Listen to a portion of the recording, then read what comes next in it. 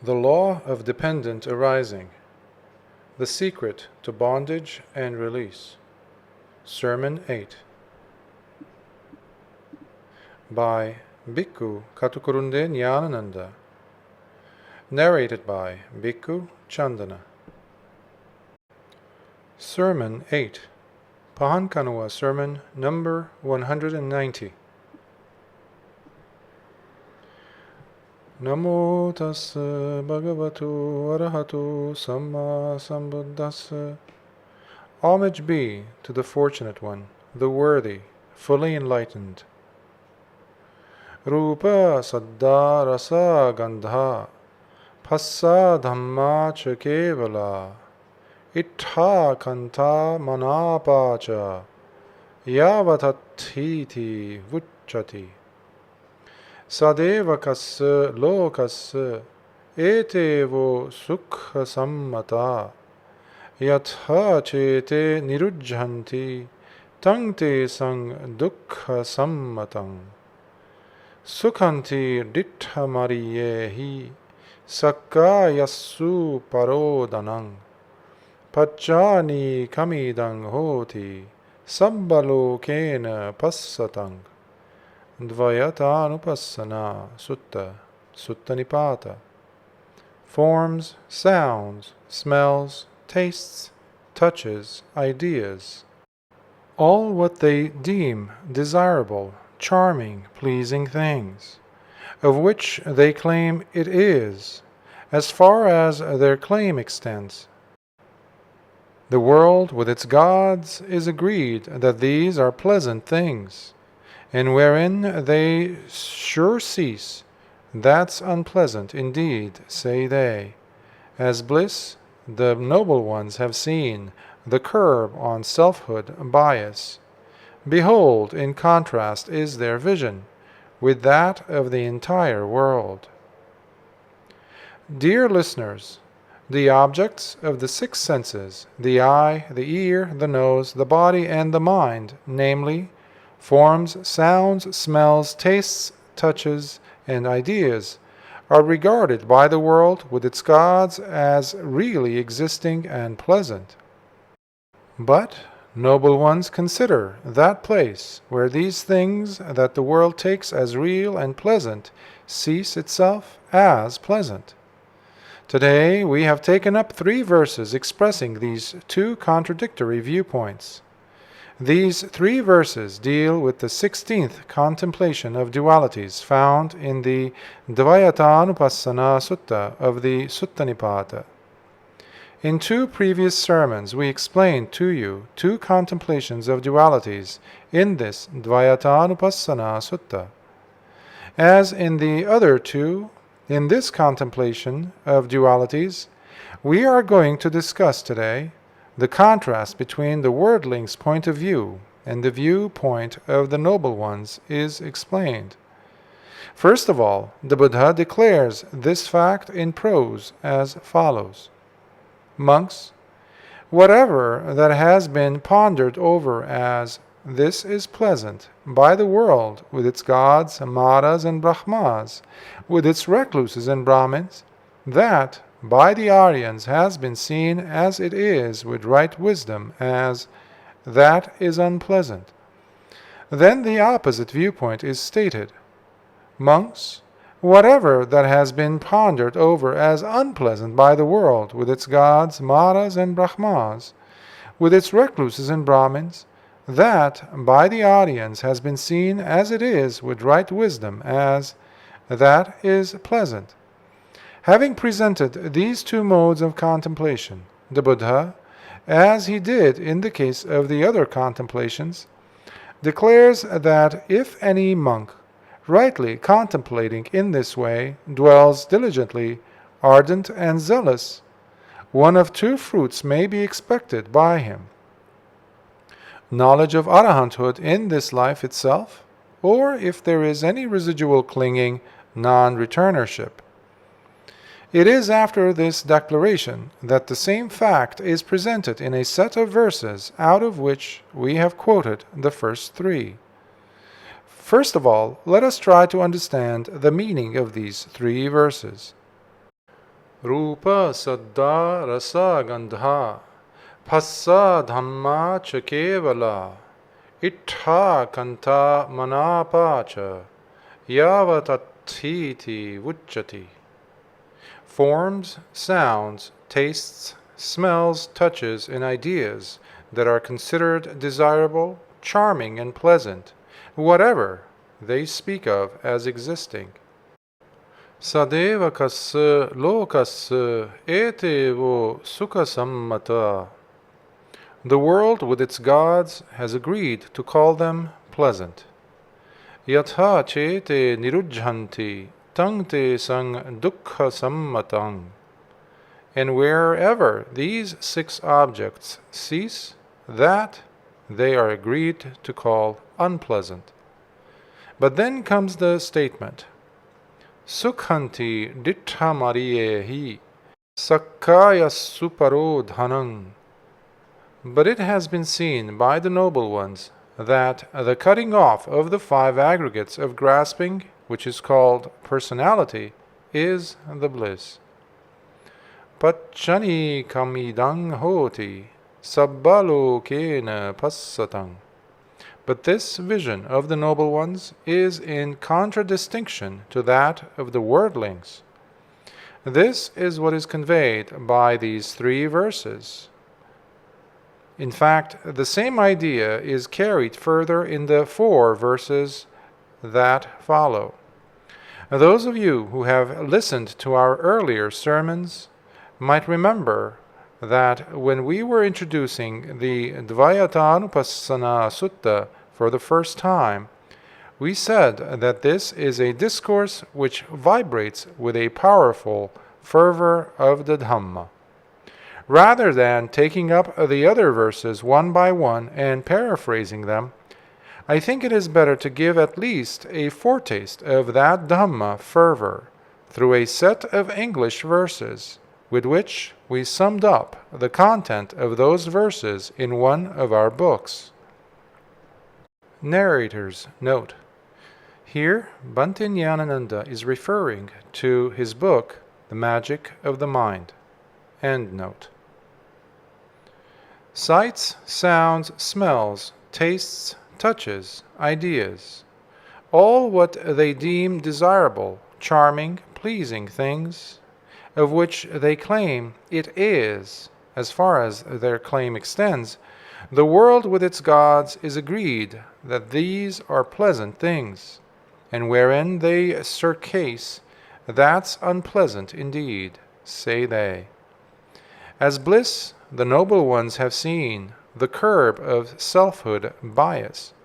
Behold, in contrast, is their vision with that of the entire world. What others spoke of in terms of bliss, that as woe the saints declared. What others spoke of in terms of woe, that as bliss the saints have known. Behold, a norm so hard to grasp. Baffled herein are ignorant ones. Murk it is to those enveloped, as darkness unto the undiscerning. But to the good wide open it is as light is unto those discerning. So near, and yet they know not. Fools, unskilled in the norm. By those who are given to lust for becoming, by those who are swept by the current of becoming, by those who have slipped into Mara's realm, not easily comprehended is this norm. Who else but the noble ones deserve to waken fully unto that state, by knowing which, being influx-free, tranquil, Nibbāna they attain? In an earlier sermon we dealt with the 15th contemplation of dualities. There too we came across 2 viewpoints which are diametrically opposed to each other. To refresh our memory, let us cite them in brief. Monks, whatever that has been pondered over as this is true by the world with its gods, Maras and Brahmas, with its recluses and Brahmins, that by the audience has been seen as it is with right wisdom as that is false.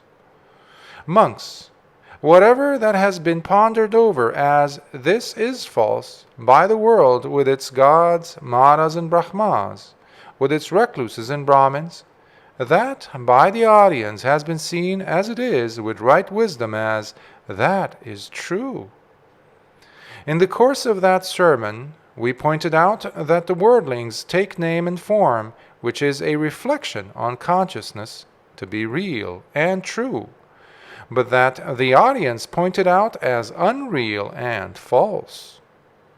You all know that what comes after name and form in the Paṭicca Samuppāda formula is 6 sense spheres. Now, this sermon will deal with whatever that pertains to the 6 sense spheres. Forms, sounds, smells, tastes, touches, and ideas pertain to the 6 sense spheres. What is known as the 6 sense spheres comprise eye, ear, nose, tongue, body, and mind, and their respective objects, forms, sounds, smells, tastes, touches, and ideas. Worldlings regard them as pleasant, and where they cease, as unpleasant. But the Aryans regard them as unpleasant, and where they cease, as pleasant. Where do these 6 sense spheres cease? Is it in another world?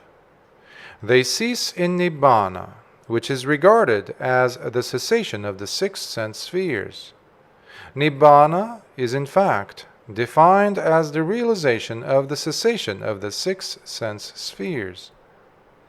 So it is the very realization of the cessation of the 6 sense spheres that is called Nibbāna, and not something in another world. The state of that realization, Aryans regard as pleasant, as happiness. It is something that can be realized here in this world. Many present-day scholars might have doubts about this. However much we write and preach on this, there are many who cling to the simple Simon view of Nibbāna, Siadoris Nibbāna, as we nicknamed it. For them it is some non-discrepant state of existence after death. There is a very important discourse which can be cited in support of the fact that Nibbāna is none other than the cessation of the 6 sense spheres. It is the Kamaguna Sutta in the Samyutta Nikāya, found among the connected discourses on the 6 sense spheres, Salayatana Samyutta. That discourse includes, among other things, a riddle-like pronouncement by the Buddha, which comes out as an abrupt exhortation. It runs as follows. Tasmāti ha bhikkhave se āyatane veditabbe yatha chakkuncha nirujjhati rupa sanyacha virajjati se āyatane veditabbe yatha sotancha nirujjhati saddha sanyacha virajjati se āyatane veditabbe Yatha ghanancha nirujjhati gandha sanyacha virajjati se ayatane veditabbe yatha jivha che nirajjati rasa sanyacha virajjati se ayatane veditabbe yatha kayo cha nirujjati pottabba sanyacha virajjati se ayatane veditabbe Yatha manocha nirujjhati dhamma sanyacha virajjati se ayatane veditabbe se ayatane veditabbe. Therefore, monks, that sphere should be known wherein the eye ceases and the perception of forms fades away, wherein the ear ceases and the perception of sounds fades away, wherein the nose ceases and the perception of smells fades away, wherein the tongue ceases and the perception of tastes fades away, wherein the body ceases and the perception of tangibles fades away, wherein the mind ceases and the perception of ideas fades away. That sphere should be known, that sphere should be known. You might be amazed to hear this exhortation. Here, the Buddha is repeating a certain phrase over and over again. The phrase se ayatane veditabbe is equivalent to tang ayatanang veditabbang, se veditabbe magadism, which means that sphere should be known. Strangely enough, the Buddha is emphatically asserting with the repetitive phrase, that sphere should be known, that sphere should be known. What sort of a sphere is that? A sphere wherein I ceases and the perception of forms fades away. That sphere should be known. Likewise, that sphere wherein the ear ceases and the perception of sounds fades away. You can understand the rest in the same way, with regard to the nose, tongue, body, and finally, mind. The last mentioned is the most intriguing. That sphere should be known, wherein mind ceases and the perception of ideas fades away. That sphere should be known. That sphere should be known. But now comes a strange incident. After making this riddle-like exhortation, the Buddha got up from his seat and retired to his dwelling. This is a clever ruse that the Buddha adopts to afford an opportunity to his pupils to get a training in exegesis. Then the monks who listened to the sermon discussed among themselves. Now the fortunate one, having made a concise utterance, has got up from his seat and entered his dwelling, without explaining its meaning in detail. Who will explain it for us in detail? Then it occurred to them. This Venerable Ñāṇananda has been praised by the fortunate one so often and is highly esteemed by other monks. What if we approach him and ask him to explain this brief saying? So they went to him and requested him to do so. After some modest hesitation, he agreed, and gave the following commentary in just a few words. Salayata nirodhang ko avuso bhagavata sandhaya bhasitang. Friends, it is uttered by the fortunate one with reference to the cessation of the 6 sense spheres. In this context, even the commentary grants that the cessation of the 6 sense spheres is Nibbāna. That was all what Venerable Ñāṇananda said in assent to the request for a commentary. From this we can conclude that Nibbāna was called Salayatana Nirodha, the cessation of 6 sense spheres. The fact that the attainment of the 6 sense spheres has been emphatically asserted as a sphere in this particular context is exceedingly important. This will serve as valid evidence in support of our interpretation of the following much vexed discourse on Nibbāna. In the Udana, there are a number of discourses on Nibbāna, out of which one in particular has puzzled our commentators as well as modern scholars. It runs as follows. Ati bhikkave tadayatanang yatha neva patavi na apo na tejo na vayo na akasanan chayatanang na viññānanan chayatanang na akinchanya-yatanang na neva sanya na sanya-yatanang na yang loko na paraloko na ubho chandi masuriya. Tatra pahang bhikkave neva agating vadami negating nachuting na upapatting appatitthang appavattang anarammaname vetang esevanto dukkhassa. There is, monks, that sphere wherein there is neither the sphere of infinity of space, nor that of infinity of consciousness, nor that of nothingness, nor that of neither perception nor non-perception, wherein is neither this world nor a world beyond, nor moon nor sun. There, monks, I declare, is no coming, no going, no stopping, no passing away, and no arising. It is not established, it continues not, it has no object. This indeed is the end of suffering. Now this is that discourse. Let us try to understand it. Athi bhikkave tadayatanam. There is, monks, that sphere. It is just here that the scholars get stuck. They interpret this sphere as some kind of realm attainable after death. From the discourse we have already discussed, you must have understood that the cessation of the 6 sense spheres itself has been emphatically asserted by the Buddha as a sphere. But let us delve deeper into this discourse.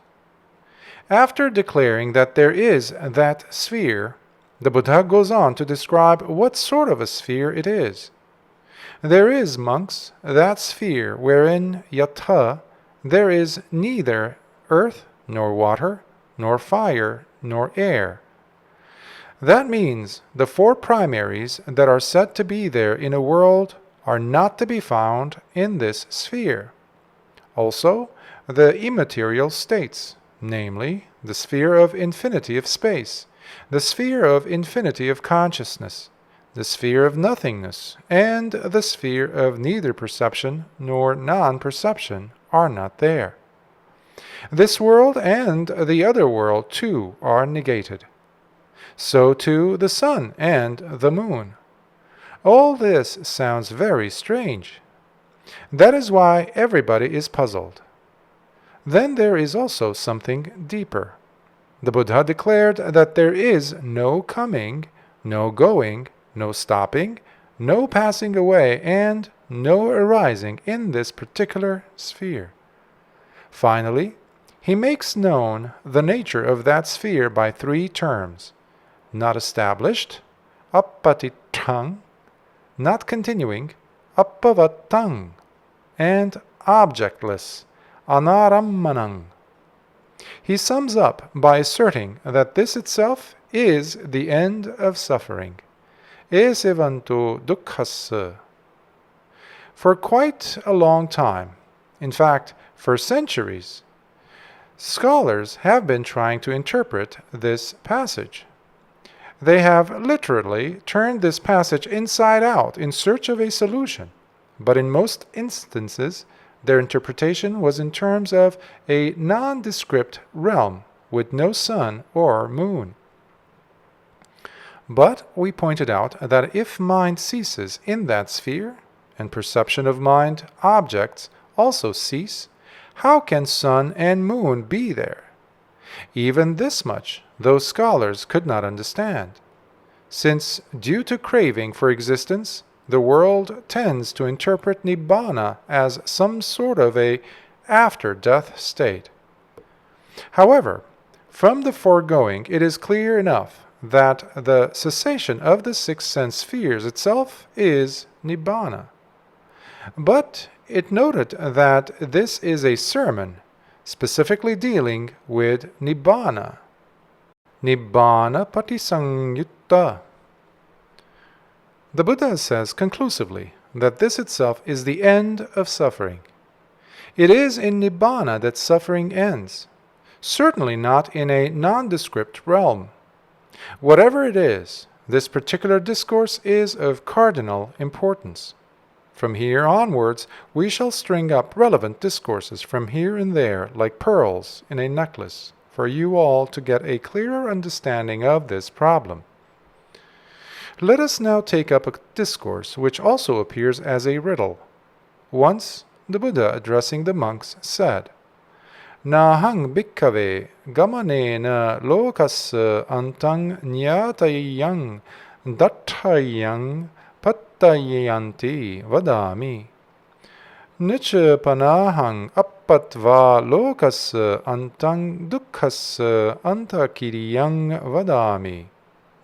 Monks, I do not say that it is possible by traveling to know and see and reach the end of the world, Nor do I say that without reaching the end of the world there is an ending of suffering.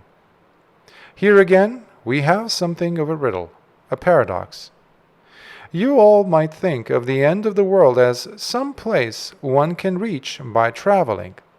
But the Buddha is telling us that by traveling one cannot reach the end of the world. But, on the other hand, one cannot make an end of suffering without reaching the end of the world. After this declaration, too, the Buddha got up from his seat and entered his dwelling, as before. Again, the monks were puzzled and approached Venerable Ñāṇananda to get an explanation. This time, at their request, he gave a fairly long commentary to the Buddha's declaration. However, it amounted to a redefinition of the term world, according to the Noble One's discipline. Ariyassa vinaye. Yena ko avuso lokasming lokasanyi hoti lokamani ayang vucchati ariyassa vinaye loko. Friends, that by which one has a perception of the world and a conceit of the world in regard to this world, that in the Noble One's discipline is called a world. The two words, lokasanyi and lokamani, are noteworthy in this definition. Then Venerable Ñāṇananda himself raised the obvious question and offered the explanation. Kena chavuso lokasming lokasanyi hoti lokamani. By what, friends, does one have a perception of the world and a conceit of the world? Chakkuna ko avuso lokasming lokasanyi hoti lokamani. By the eye, friends, one has a perception of the world and a conceit of the world. Likewise by the ear, by the nose, by the tongue, by the body, and by the mind, one has a perception of the world and a conceit of the world. It is that perception, that conceit, which in this Dhamma is called the world. From this it should be clear to you all that according to the Noble One's discipline, the 6 sense spheres themselves are the world. Now, from here onwards we shall draw your attention to another discourse, which we had discussed earlier too, but because of its relevance to this particular series on dependent arising, we shall bring it up again. It is the Rohitassa Sutta. This discourse is so important that it occurs in 2 discourse collections, namely Sangyutta Nikāya and Anguttara Nikāya. This is how the discourse begins. Once, when the Buddha was staying at the Jetavana monastery at Savatthi, a deity named Rohitassa visited him in the night and asked the following question. Where, Venerable Sir, one does not get born, nor grow old, nor die, nor pass away, nor get reborn, is one able by traveling to come to know that end of the world, or to see it, or to get there? The Buddha replies, Where, friend, one does not get born, nor grow old, nor die, nor pass away, nor get reborn, that end of the world, I say, one is not able by traveling to come to know, to see, or to reach. When the Buddha said this much, the deity praised the Buddha with these words of approbation. It is wonderful, Venerable Sir. It is marvelous, Venerable Sir. How well said it is by the Fortunate One. And then went on to relate the whole story of his past life. In times past, Venerable Sir, I was a seer, Rohitassa by name, son of Bhoja, gifted with such psychic power that I could fly through the air. And so swift, Venerable Sir, was my speed that I could fly just as quickly as a master of archery, well trained, expert, proficient, a past master of his art, armed with a strong bow, could without difficulty send a light arrow far past the area colored by a palm tree's shadow. And so great was my stride that I could step from the eastern to the western ocean. In me, Venerable Sir, arose such a wish as this: I will arrive at the end of the world by walking. And though such, Venerable Sir, was my speed, and such my stride, and though with a lifespan of a century, living for 100 years, I walked continuously for 100 years, except for the time spent in eating, drinking, chewing or tasting, or in answering calls of nature, and the time I gave way to sleep or fatigue. Yet I died on the way without reaching the end of the world. Wonderful is it, Venerable Sir, marvelous is it, Venerable Sir, how well said it is by the fortunate one. Where, friend, one does not get born, nor grow old, nor die, nor pass away, nor get reborn, that end of the world, I say, one is not able by traveling to come to know, or to see, or to arrive at. It is at this point that the Buddha comes out with a momentous declaration, while granting Rohitasa's approbation. Where, friend, one does not get born, nor grow old, or die, nor pass away, nor get reborn, that end of the world, I say, one is not able by traveling to come to know, or to see, or to arrive at.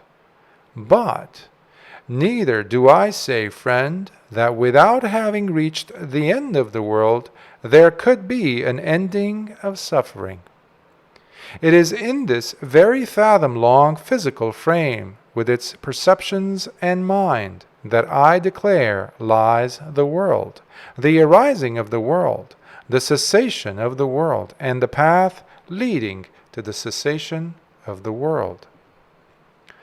Unfortunately, the commentator is silent on this momentous declaration.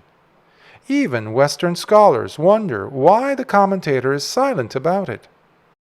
The only reason we can think of is the fact that by then the concept of Nibbāna as an after-death state has already won acceptance in scholastic circles. They were not prepared to grant the possibility of Nibbāna as purely an experience here in this world.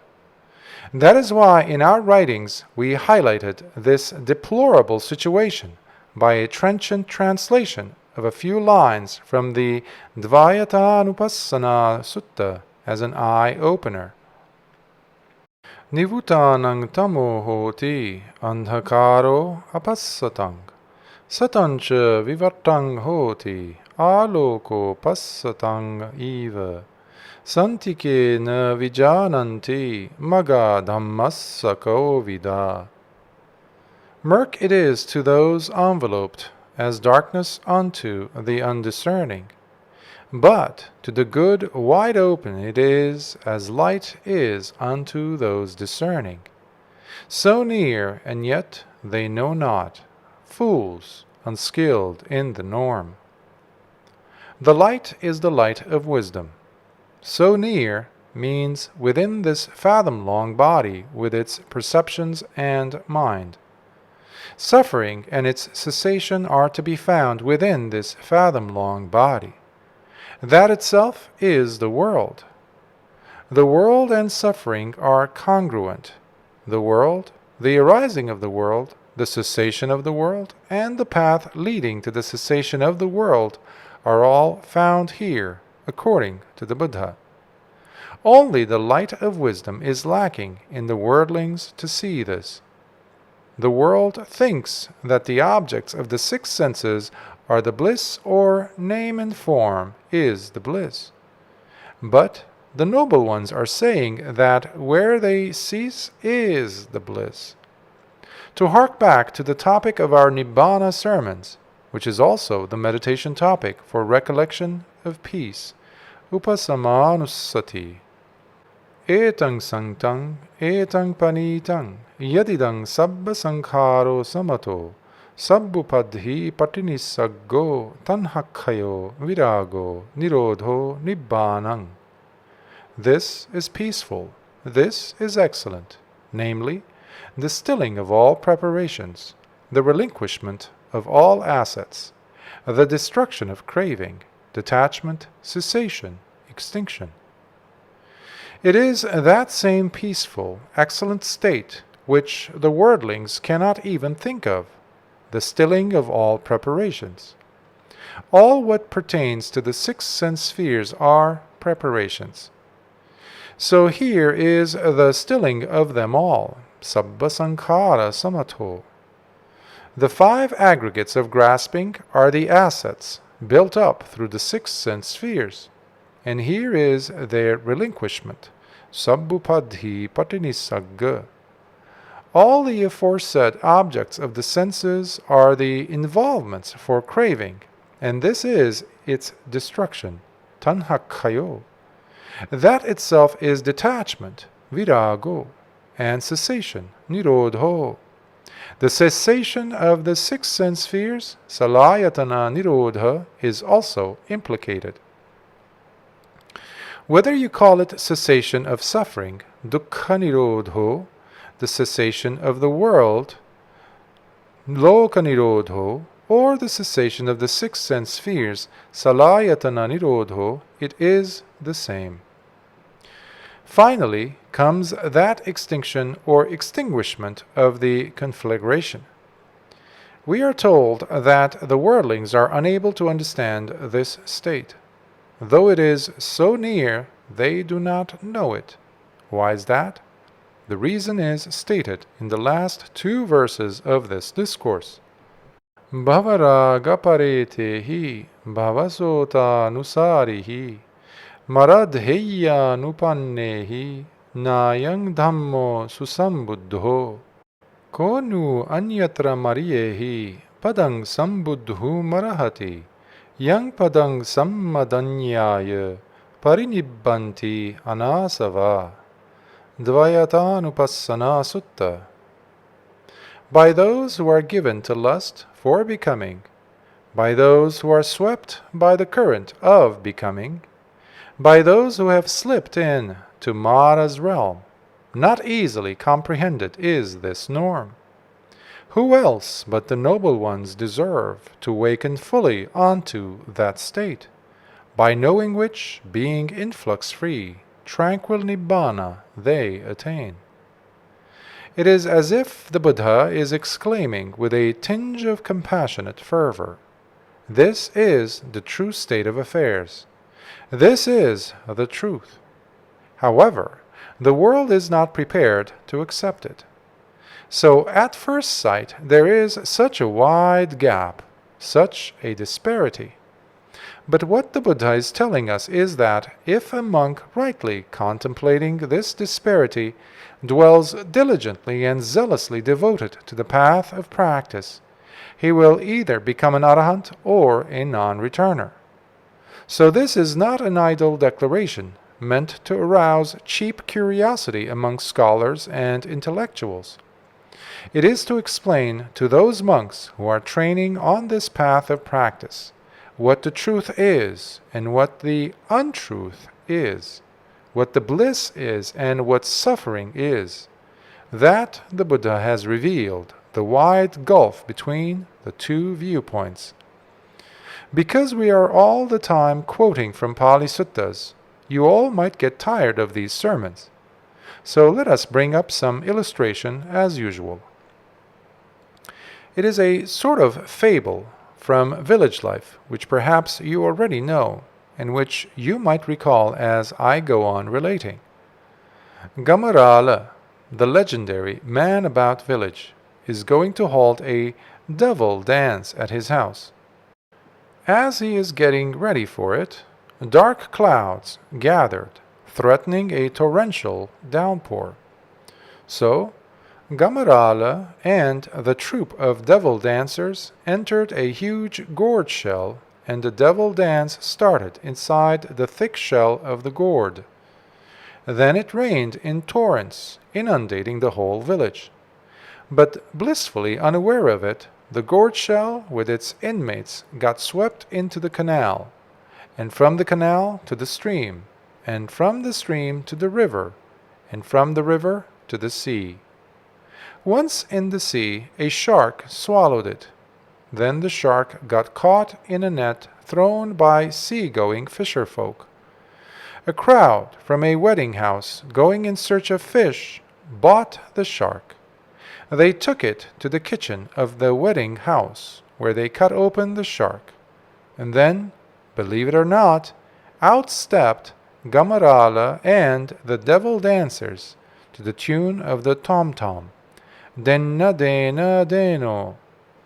The dance was still going on. Now, what is the moral behind this age-old legend?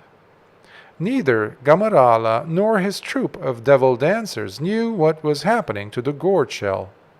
Why did we bring up this legend?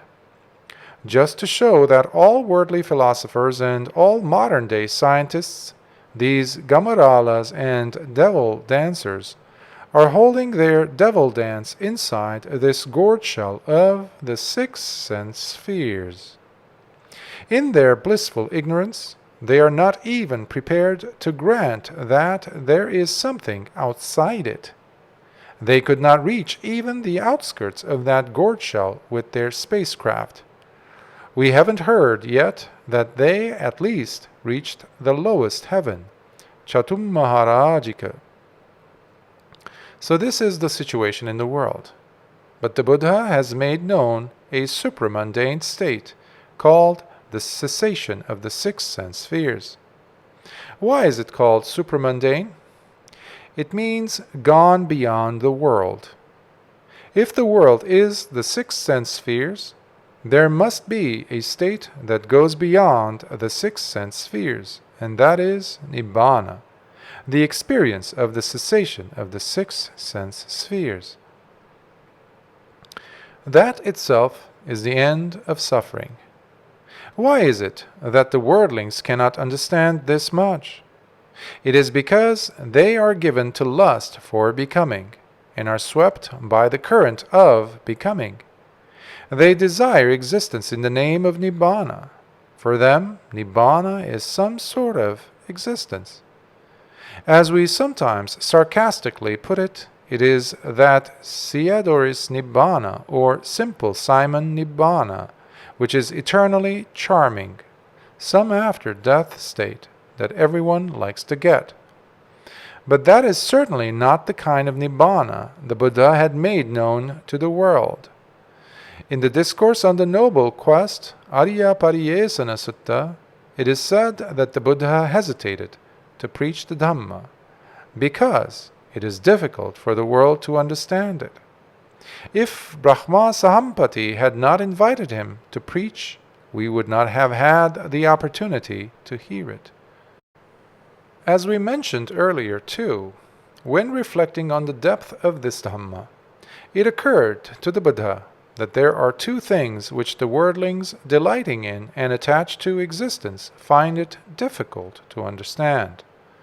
One is the law of dependent arising, or specific conditionality, which we analyzed in various ways, such as this being, this arises. This is the middle way between and above the 2 extremes of absolute existence and absolute non-existence, summed up in the couple of terms, samudayo, samudayo, and nirodho, nirodho, arising, arising, ceasing, ceasing. Even that much is difficult for the world to understand. The fact that there is an incessant arising and ceasing is the first thing that the world cannot easily understand. Then, the second thing is, as the Buddha puts it in the Ariya Pariyesana Sutta, Sabba Sankhara Samatho, Sabbupadhi Patinisaggo Tanhakkayo Virago Nirodho Nibbānaṃ. The stilling of all preparations, the relinquishment of all assets, the destruction of craving, detachment, cessation, extinction. This too is something the world cannot understand. In the law of dependent arising, there are these 2 aspects, namely, arising, samudayo, and ceasing, nirodho. The world is always on the samudaya side. Worldlings keep jumping from arising to arising, ignoring the ceasing. In fact, they are apprehensive of the ceasing aspect. They do not wish to see it. But it is in cessation that deliverance lies. The Buddha has stated this fact on many occasions. Yecha rupu paga satta, yecha arupathayino, nirodhang appajananta, agantaro punabbhavang. Those beings that go to realms of form, and those who are settled in formless realms, not understanding the fact of cessation, come back again and again to existence. This is the situation in the world. But then, yecha rupe parinyaya arupe su asantita nirodheye vimuchanti te jana machuhayino. Those who, having comprehended realms of form, do not settle in formless realms, are released in the experience of cessation. It is they that are the dispellers of death. However, those who have comprehended form do not get settled even in the formless. Being released in the experience of cessation, they dispel death. Now that we have brought up the folk tale of the devil dance inside the gourd shell, let us turn our attention to a simile that also has some connection with the fisherman's net. It is a simile made use of by the Buddha himself in the Brahmajala Sutta. That is a discourse which all Buddhist scholars are familiar with, since it happens to be the very first discourse in the Digha Nikaya. As a matter of fact, it has been counted as the first discourse in this discourse collection, because of its cardinal importance. As we had mentioned earlier, too, whatever views that are in the world and whatever views that could arise in the world are caught in a supernet, Brahmajala, thrown by the Buddha in this discourse. There are 62 views enumerated there which comprehend all possible speculative views. The list of 62 is all-inclusive, and nothing falls outside of it. There is an extremely important point which is often overlooked by the scholars. The Buddha rejects every one of those views with just 3 words of a deep significance, which recur throughout this discourse. What are they? Tadapi passa paccaya, tadapi passa paccaya, tadapi passa paccaya. That too is due to contact. That too is due to contact. That too is due to contact.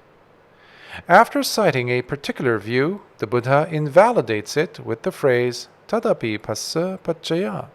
That too is due to contact or dependent on contact. How is it invalidated? Why is it regarded as the criterion? The answer is to be found in the Buddha's conclusive statement in the Brahmajala Sutta. It is extremely important, as it reveals the inherent flaw or fault in contact, passa.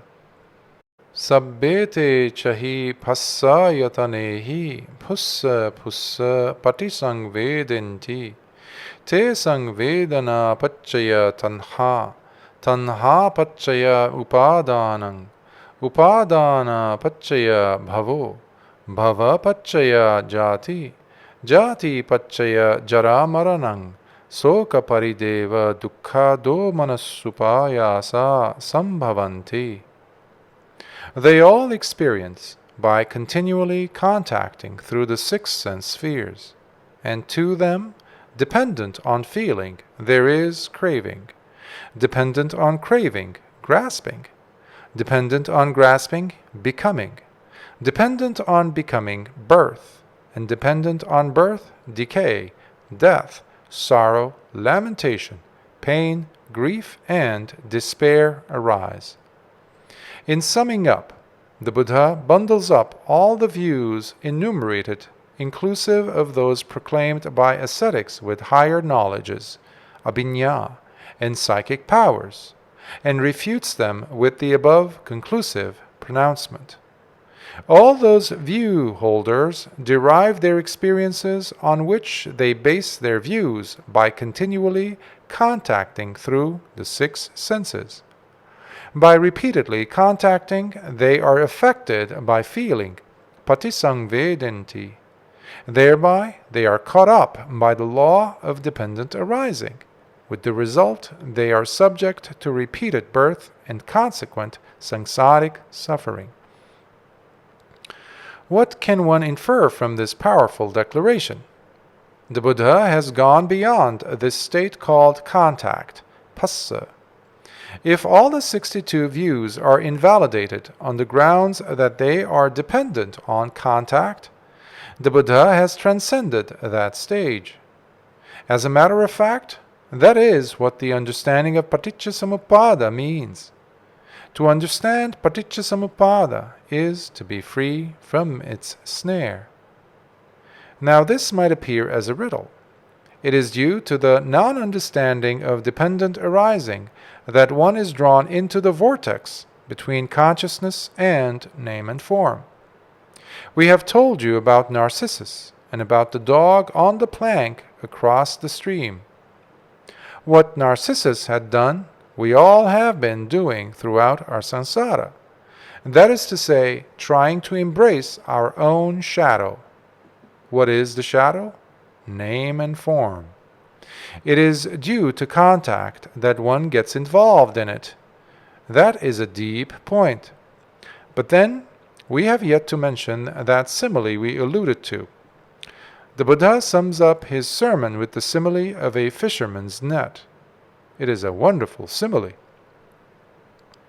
Monks, just as a fisherman or a fisherman's apprentice were to go down into a small pool of water with a finely woven net, it would occur to him, whatever sizable creatures there are in this small pool, all of them are caught in this net. When they come up attached to this net. They come up included in it, caught up well within the net. Even so, all those recluses and Brahmins who assert various views are caught in this super net of 62 views. The simile is highly significant.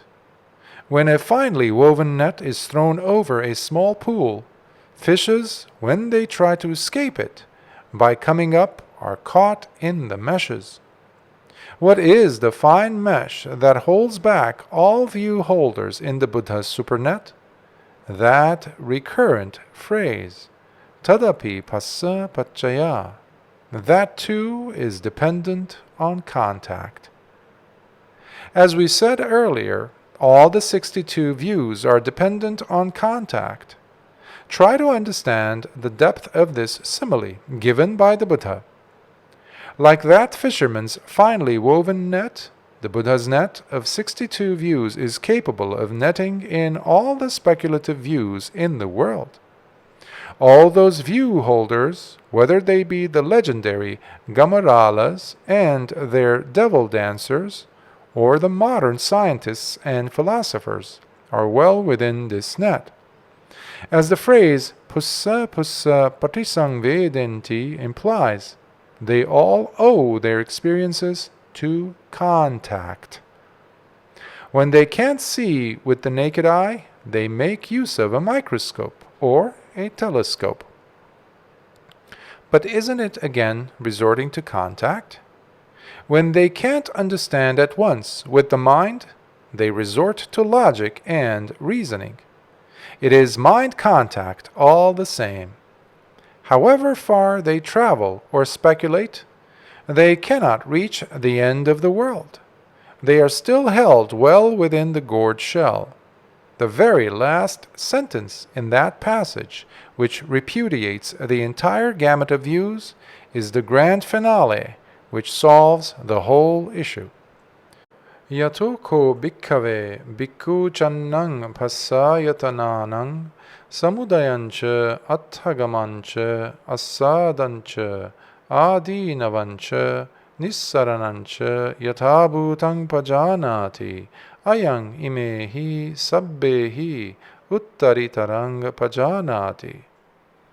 Insofar, monks, as a monk understands as they are the arising, the going down, the satisfaction, the peril, and the stepping out in regard to the 6 sense spheres, this monk has by far a higher understanding than all these view holders. One may take monk mentioned above as denoting the Arahant. This monk who understands as they are the arising, the going down, the satisfaction, the peril, and the stepping out, samudaya, attagama, asada, adinava, nissarana, of the 6 spheres of the sense contact, has a knowledge far superior to that of all view holders. In referring to the Buddha's deliverance too, the above 5 aspects are mentioned. One might think that the Buddha is always experiencing the fruit of arahanthood. No. He has attained that synoptic vision. He understands how the 6 spheres of sense contact arise and how they go down, as if seeing the sunrise and sunset. He understands the satisfaction characteristic of the 6 sense spheres, as well as the perils inherent in them. When the Buddha is partaking of food, his taste buds are in working order. Not that they are inactive. He sees beautiful forms with his eyes, only that he is not attached to them. He is aware of the satisfying aspect as well as the perilous aspect. Last of all comes the stepping out, nissarana. This is what concerns us in particular here. That is to say, the attainment to the fruit of arahanthood, which is the proper range for the arahants. The state of that attainment has been described in many places in the discourses. It is often worded in paradoxical terms. Therefore, scholars are puzzled, and instead of understanding it properly, speak of a Nibbāna that comes as an after-death state. Even the Western scholars go astray in interpreting them. Just see what a delusion they are in. Right view is lacking in them.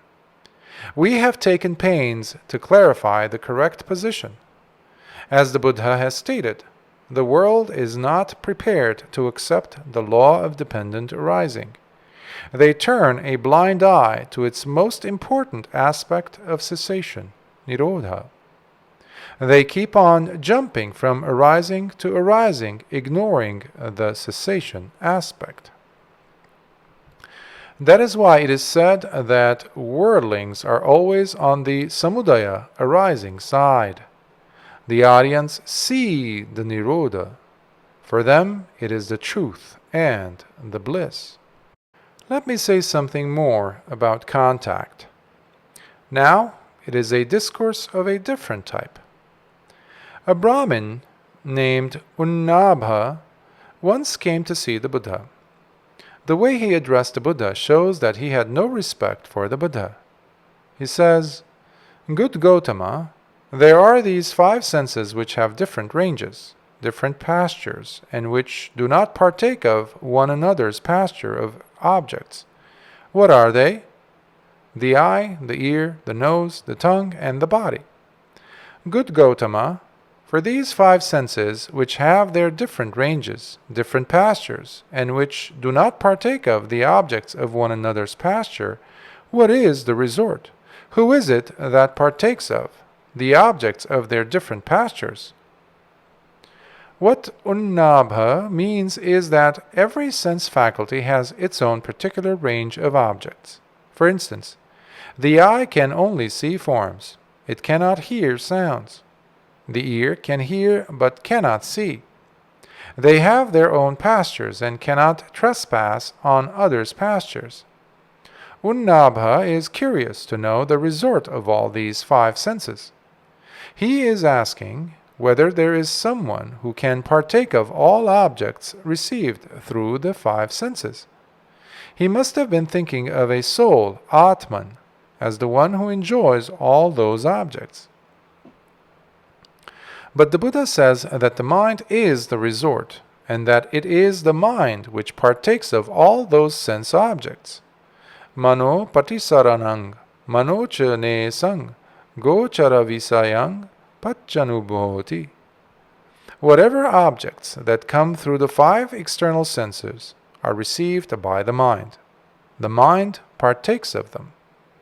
Then the Brahmin asks, what is the resort of the mind? The Buddha replies that sati, or mindfulness, is the resort of the mind. Unnabha's next question is, what is the resort of mindfulness? The Buddha says, the resort of mindfulness is deliverance. Then the Brahmin asks, what is the resort of deliverance? The Buddha's answer is, the resort of deliverance is Nibbāna. But the Brahmin has yet another question. Good Gautama, what is the resort of Nibbāna? Then the Buddha corrects him with these words. Brahmin, you have gone beyond the scope of the question. You were not able to grasp the limit of questioning. Brahmin, this holy life is to be lived in a way that it gets merged in Nibbāna, that it has Nibbāna as the goal and consummation. Then the Brahmin was pleased and rejoicing in the Buddha's words, worshipped him and left. But the discourse records something extraordinary. It is said that as soon as he left, the Buddha told the monks that the Brahmin attained the fruits of the path while listening to the exposition. There is something deep involved here. As far as we can guess, it has something to do with the philosophy of the Brahmins. For them, the five external senses are all powerful. Above them stands the mind, and above mind there is intelligence. Above intelligence there is the soul. This is the hierarchy in the Hindu tradition, as recorded in the Bhagavad Gita. But according to the Buddha, instead of a soul, there is mindfulness, sati, as the resort of the mind. Here is something highly significant. Why has the Buddha declared the four foundations of mindfulness, Chattaro Satipatthana, as the direct way, Ekayano Maggo, leading to Nibbāna? The resort of the mind is mindfulness. We happened to mention on an earlier occasion that all things originate from attention. Manasikara sambhava sabbe dhamma. The world thinks that the object of the mind is something far away. That is why we gave the simile of the cracking of the pot in our last sermon. When you come close to Nibbāna, you have to give up even the concept of Nibbāna, just as one has to turn back when one finds oneself up against a wall. The final realization comes with the understanding that the thing, i.e., the object of the mind or mind object, is produced by the mind itself. You may recall the occasion we gave you an exercise in folding your fingers so that you will have our definition of nama, name, at your fingertips. We had to do all that because some critics questioned our definition of name in name and form. We got you to count on your fingers as an illustration of the five constituents of name: feeling, perception, intention, contact, and attention. Attention is the thumb, and nearest to it is contact, the index finger. We have mentioned above that all the objects of the five senses flow in and accumulate in the mind, and that the mind partakes of them. Mind partakes of them only after converting them into things, Dhamma. Forms, sounds, smells, tastes, and touches are all converted into things. What converts them into things is attention. literally, doing in the mind. That is why we brought up various similes to explain this deep point. To solve this difficult case of the magical illusion of consciousness, this criminal case against Mara, the Buddha adopted a middle path tactic. He gave crown pardon to the alleged culprit number 1, Manasikara, attention, who committed the crime with his gang, Vedana, feeling, Sanya, perception, Cetana, intention, and Phassa, contact. The accused, Manasika, or attention, had committed the crime in the guise of Ayoniso Manasikara, i.e., as non-radical attention. The Buddha made him the crown witness on condition that he gave evidence as radical attention, Yoniso Manasikara. Now, as for radical attention, it has to play its role within mindfulness. That is why in the field of insight, radical attention is regarded as the seed of wisdom. What we have in the 4 foundations of mindfulness, Chattaro Satipatthana, is the journey of radical attention with mindfulness as its companion. The course of the journey lies through the 4 foundations of mindfulness, the 4 right endeavors, the 4 bases for success, the 5 faculties, the 5 powers, the 7 factors of enlightenment to culminate in the Noble Eightfold Path for attaining Nibbāna. That is why the Buddha said that mindfulness is the resort of the mind. So then, the resort of the mind is mindfulness. If that mindfulness as right mindfulness, sammasati, is properly directed, the crime perpetrated by this alleged culprit also becomes fully exposed. Finally, not only the other 4 culprits, but the biggest culprit, manasikara, or attention, is also found guilty. As we mentioned in an earlier sermon, it is as if a thief is caught red-handed. What is it that was stolen? The thing. The thing or mind objects, which is made mind-made, manomaya, a fake product of the mind. This is the clue to the entire sansaric riddle. Worldlings think that things exist in themselves. Now we come back to the opening verse of the Dhammapada. Mano pubbangama dhamma, mano setha manomaya. Mind is the forerunner of mind objects. Mind is their chief. They are mind-made. If a worldling writes his Dhammapada, he would begin with the words, Dhamma pubbangamo mano. Mind has mind objects as forerunners. That is why we asked that boy to go towards the wall, so that he will have to turn back at the last step. When one turns back with radical attention, one will realize that chasing the object of the mind is like running after a mirage, which is sense perception itself. The Buddha, on the other hand, asks us to turn back with radical attention. That is why, as we pointed out in discourses like Mahapadana Sutta, the Bodhisattva discovered the law of dependent arising by reasoning from the very end, asking himself, what is the cause of decay and death? In Yoniso Manasikara, attention by way of the source or matrix, one has to come back to the source from where one already is. What one discovers last of all is that the witness himself is the biggest culprit. The crime he committed is the concoction of a thing.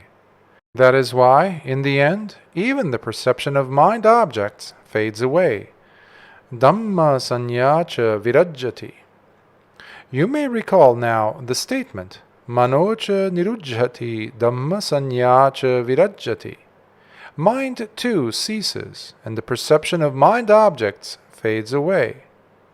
When a sense faculty ceases, its object also has to cease.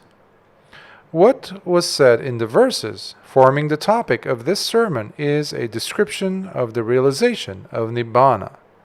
In other words, it is the realization of the cessation of existence, bhava-nirodha. So then, the cessation of existence is not something to be experienced in another realm.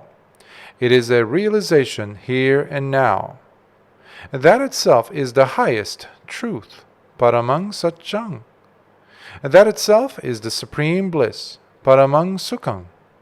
As it is said, Nibbānaṃ paramang sukhang. Nibbāna is the supreme bliss. Well then, you may understand that what we have said within this hour might require a long commentary. However, you should try to grasp whatever you can. What we wish to point out is that this is not some intellectual stuff to satisfy the curiosity of philosophers or scientists. You should try to assimilate whatever is helpful for your practice. As the Buddha has said, whoever dwells diligently, reflecting on the gap between the two contemplations, ardent and zealous, overcoming defilements, would pass from the mundane to the supramundane level. The mundane level, if it has such vicissitudes, is false. The truth is here in the supramundane. One has to understand that what the world takes as bliss is itself the truth of suffering, and that Nibbāna is the bliss supreme, as is evident from that recollection of peace, which formed the topic of our Nibbāna sermons. Etang santang, etang panitang, yadidang sabba sankhara samato, sabbupadhi patinisaggo, tanhakhayo, virago, nirodho, Nibbāna. This is peaceful, this is excellent, namely, the stilling of all preparations, the relinquishment of all assets, the destruction of craving, detachment, cessation, extinction. The cessation of contact is also implicit in this. Even as depending on I and forms, I consciousness arises, mind consciousness arises dependent on mind and mind objects. When mind consciousness arises due to mind and mind consciousness, there is a discrimination between mind and mind object. With that separation, proliferation, papancha, sets in. But if one sees consciousness as a dependently arisen phenomenon, as a fact of experience, and not as a mere logical inference, there is no room for proliferation. What is the final conviction that comes when radical attention is razor-edge sharp? That the object of the mind is mind-made, manomaya. Along with that conviction, consciousness ceases, because thereby it is made ineffective. It has nothing to do. Since consciousness is the very discrimination between the two, how can there be a discrimination when the true state of affairs is seen? As we pointed out in our Magic of the Mind, when the secrets of the magic show are exposed, the magic show ends. That is why it was said, "Murk it is to those enveloped as darkness unto the undiscerning, but to the good wide open it is as light is unto those discerning." You had better get the gist of what we have said so far. The most important thing is what we have highlighted in the Brahmajala Sutta. Worldly philosophers and scientists have formulated various views. All those are dependent on contact, passa paccaya. But the Buddha proclaimed a supramundane experience, which falls outside the gourd shell of the 6 sense spheres. It is in this transcendental experience that birth, decay, death, and the entire mass of suffering ends. That is why the Buddha summed up with the words, "Esevanto dukkhassa." This itself is the end of suffering. Making use of the practical aspect of our sermon today, and helped by the precepts you keep and the meditation you do, may you all be able to attain that deliverance from samsara in this very life through the paths to stream winning, once returnership, non-returnership, and arahanthood. Whatever beings there be, from the lowest hell to the highest Brahma world, wishing to rejoice in this sermon, may they all rejoice in our sermon. May the merits accrued thereby conduce to the fulfillment of their highest aim, the deathless Nibbāna. Sadhu, sadhu, sadhu.